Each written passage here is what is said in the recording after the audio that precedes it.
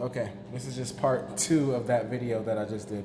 But just wanted to show it cut off right when I advanced the timer and the fan came on. I don't know if you guys can hear it. And the actual compressor kicked on in the back. Due to the video, me just doing things offhand, usually I would check the timer first to see where it is.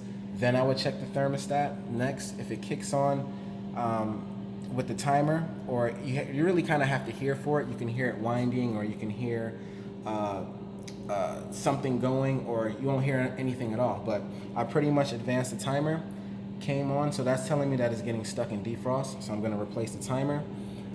That's pretty much it. Thermostat is good. Pretty much a basic call, not too much, but hopefully it was a little informative.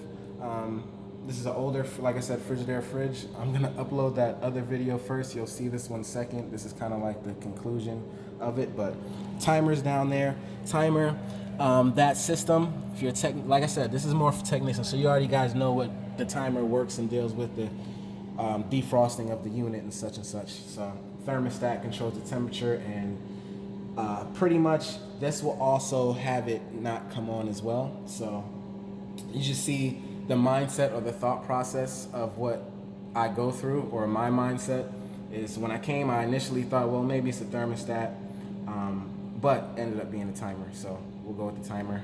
You guys take care. On to the next one.